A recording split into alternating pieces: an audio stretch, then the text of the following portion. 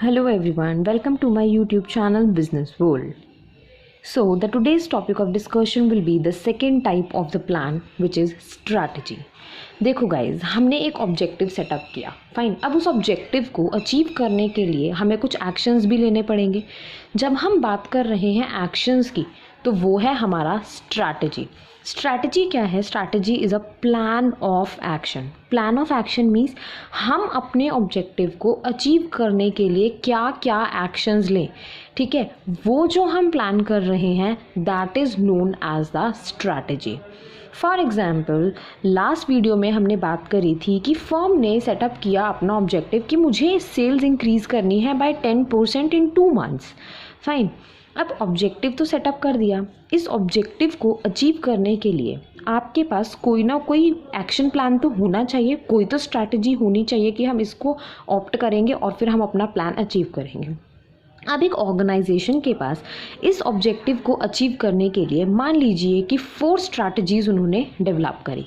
उन्होंने बोला सबसे फर्स्ट स्ट्रैटेजी हम ऑप्ट कर लेते हैं डिस्काउंट। सेकंड, हम ज़्यादा प्रमोशन कर सकते हैं, उससे भी हमारी सेल्स इंक्रीज़ होंगी। थर्ड, अगर हम कस्टमर को बेटर क्वालिटी प्रोडक्ट प्रोवाइड करेंगे तो ऑब्वियस सी बात है कि कस्टमर ज़्यादा सेटिस्फाई होगा, तो हमारी सेल्स इंक्रीज़ होंगी। एंड फोर्थ, हम डिफरेंशिएटिंग फीचर प्रोवाइड कर सकते हैं। देखो, डिफरेंशिएटिंग फीचर का मतलब क्या होता है कि अब आप मार्केट में अकेले तो नहीं हो, कोई ना कोई आपका कॉम्पिटिटर भी है जो सेम प्रोडक्ट प्रोवाइड कर रहा है। पर जब आप अपने कस्टमर को अपने कॉम्पिटिटर से एक एडिशनल फीचर प्रोवाइड कर देते हो प्रोडक्ट में, तो आपको डिफरेंशिएटिंग फीचर मिल जाता है।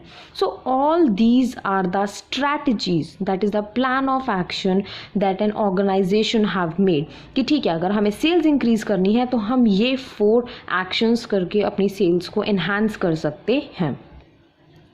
Now when I'm talking about the strategy, when I'm talking about the plan of action, तो उसके बहुत सारे फीचर्स होते हैं। The very first feature is flexibility. Strategy जो है वो फ्लेक्सिबल है। अब फ्लेक्सिबल आप किसी चीज़ को कब कहोगे? जब आप उसके अंदर कैसे भी चेंजेस इंट्रोड्यूस कर सकते हो, किसी भी डायरेक्शन के अंदर आप उसको लेकर जा सकते हो। इन द सेम वे जो आपकी स्ट्रैटेजी होती है, जो आपने एक्शंस प्लान किए हैं, उसको अपनी रिक्वायरमेंट के हिसाब से आप डेवलप कर सकते हो। इसीलिए स्ट्रैटेजीज जो हैं वो फ्लेक्सिबल होती हैं।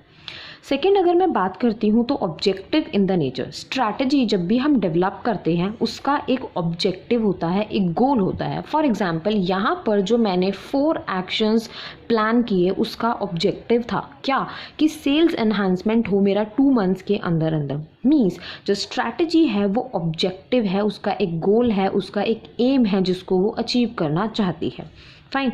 Second feature. Third is goal achievement. देखो, कोई भी स्ट्रैटेजी जो है वो हमारे ऑब्जेक्टिव के ऊपर बेस्ड होती है, इसीलिए जो स्ट्रैटेजी होती है वो हेल्प करती है हमारे गोल्स को अचीव करने में, fine. Now ensures effectiveness. Guys, very first video में मैंने आपसे डिस्कस किया था कि इफ़ेक्टिवनेस क्या है। इफ़ेक्टिवनेस का मतलब होता है कि टाइम पर हम अपने गोल को अचीव करें, टाइम पर हम अपने टास्क को कंप्लीट करें, फाइन। जो स्ट्रैटेजी है वो आपको बताता है कि ये 4 एक्शंस आप करो तो आप अपना गोल अचीव कर पाओगे। मोर ओवर वो आपकी हेल्प करता है आपके गोल्स को टाइमली अचीव करने में। So the 4th feature of the strategy is it ensures effectiveness. Fifth, a plan of action. Strategy क्या है कि मेरा ये गोल है, इसको अचीव करने के लिए मैं ये एक्शंस ले सकता हूँ या ले सकती हूँ। मीन्स आज मेरे पास एक प्रॉपर प्लान है तो वो मेरे लिए एक गाइड की तरह वर्क करेगा। मुझे बहुत ज़्यादा सोचना नहीं पड़ेगा। क्यों? क्योंकि मैंने पहले ही एक स्ट्रैटेजी डेवलप कर ली अपने ऑब्जेक्टिव को अचीव करने के लिए। ऐसी सिचुएशन के अंदर मेरे पास एक रेडी प्लान अवेलेबल है, रेडी एक्शंस अवेलेबल हैं। मैं जो एक्शन चाहूँ इन चारों में से लेकर और अपने ऑब्जेक्टिव्स को अचीव कर सकती हूँ। इसीलिए जो स्ट्रैटेजी होती है वो एक प्लान ऑफ एक्शन है जो एक गाइड की तरह वर्क करता है ऑर्गेनाइजेशन के लिए, ऑर्गेनाइजेशन के एम्प्लॉयज़ के लिए, अपने गोल्स को अचीव करने के लिए। नेक्स्ट फीचर की अगर हम बात करते हैं तो स्ट्रैटेजी डायनामिक होती है। डायनामिक का मतलब होता है कीप ऑन चेंजिंग, मीन्स देखो, बिजनेस का जो एनवायरनमेंट है या ऑर्गेनाइजेशन जिस एनवायरनमेंट के अंदर एस्टैब्लिश है उसमें चेंजेस आते रहते हैं। फाइन, अब जैसे जैसे चेंजेस आएंगे आपको भी अपनी स्ट्रैटेजी के अंदर चेंज लेके आना पड़ेगा। फॉर एग्जांपल, मान लीजिए कि आप अपनी सेल्स को बाय 10% इंक्रीज़ करना चाहते थे। आपने कहा चलो ठीक है, मैं ये स्ट्रैटेजी ऑप्ट करूँगा, मैं डिस्काउंट प्रोवाइड कर देता हूँ अपने कस्टमर्स को। आपने डिस्काउंट प्रोवाइड करना स्टार्ट कर दिया। मीनवाइल क्या हुआ कि जो आपका कॉम्पिटिटर है मार्केट में वो आपसे बेटर प्रोडक्ट ले आया, और ऐसी सिचुएशन में ना कस्टमर के लिए मैटर नहीं करता कि आप उसको डिस्काउंट दे रहे हो या नहीं दे रहे, उसको तो वो नया फीचर चाहिए। तो यहाँ पर आपको क्या करना पड़ेगा, अपनी स्ट्रैटेजी के अंदर चेंज लेकर आना पड़ेगा। अब आपको डिस्काउंट ना देकर डिफरेंशिएटिंग फीचर वाली स्ट्रैटेजी को ऑप्ट करना पड़ेगा, ताकि आपका प्रोडक्ट जो है मार्केट के अंदर वो बेटर वे के अंदर सेल हो। तो मतलब ऑर्गेनाइजेशन के अंदर जो हम स्ट्रैटेजी डेवलप करते हैं वो डायनामिक होती है, मतलब कीप्स ऑन चेंजिंग।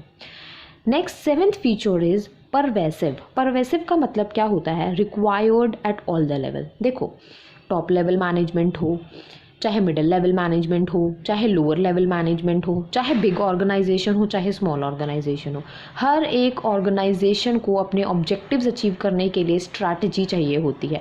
बहुत छोटा सा एग्जांपल देख लो कि अगर मान लो कि मैंने डिसाइड कर लिया कि अब की बार तो 12th में 100% लाने हैं, तो उसके लिए भी स्ट्रैटेजी बनानी पड़ेगी कि मुझे कितने आवर्स डिवोट करने हैं, ठीक है, मैं किस किस बुक से पढ़ूं। तो ये सब चीज़ें बहुत इंपॉर्टेंट हैं मेरे लिए 100% गेन करने के लिए। मीन्स चाहे कितना भी छोटा टास्क क्यों ना हो, चाहे कितना भी छोटा ऑब्जेक्टिव क्यों ना हो, चाहे कितनी भी छोटी ऑर्गेनाइजेशन क्यों ना हो, चाहे कोई भी ऑर्गेनाइजेशन का लेवल क्यों ना हो, आपको ज़रूरी है कि आप वहाँ पर एक स्ट्रैटेजी बनाएं, एक प्लान ऑफ एक्शन बनाएं कि आपको क्या लेने हैं। It means it is pervasive. 8th is forward looking. Forward looking का मतलब क्या है कि फ्यूचर की तरफ देखता है। अब देखो, आपने जो स्ट्रैटेजी डेवलप करी वो अपने ऑब्जेक्टिव के लिए करी। ऑब्जेक्टिव किस चीज़ के लिए सेटअप करते हैं, पास्ट के लिए तो सेटअप नहीं करते ना, आने वाले कल के लिए, फ्यूचर के लिए हमेशा हम ऑब्जेक्टिव सेटअप करते हैं। और क्योंकि हम हमेशा फ्यूचर के लिए ऑब्जेक्टिव सेटअप करते हैं और उस ऑब्जेक्टिव को अचीव करने के लिए हम स्ट्रैटेजी बनाते हैं, इसीलिए जो हमारी स्ट्रैटेजी होती है वो भी फॉरवर्ड लुकिंग होती है, फ्यूचर की तरफ वो देखना चाहती है। So guys, in the conclusion we can easily say कि स्ट्रैटेजी एक एक्शन प्लान है जो किसी भी ऑर्गेनाइजेशन की हेल्प करता है अपने गोल को अचीव करने के लिए। हम गोल्स कितने भी सेटअप कर लें, ऑब्जेक्टिव्स कितने भी हम सेटअप कर लें, लेकिन जब तक हम उसके लिए एक एक्शन प्लान नहीं बनाएंगे हम अपने ऑब्जेक्टिव्स को अचीव नहीं कर सकते हैं। So guys, this is the second type of the plan. In the last video I have discussed about the very first type of the plan which is objective। अगर आप उसके बारे में कोई नॉलेज गेन करना चाहते हैं, आप उसके बारे में स्टडी करना चाहते हैं, तो मैं आपको लिंक डिस्क्रिप्शन बॉक्स के अंदर प्रोवाइड कर दूंगी। आप डिस्क्रिप्शन बॉक्स में जाकर इजीली उस लिंक को एक्सेस कर सकते हैं। अगर आपको मेरी वीडियो पसंद आई हो तो please do like, share and subscribe my video as well as my YouTube channel, and don't forget to press the bell icon. Thank you everyone.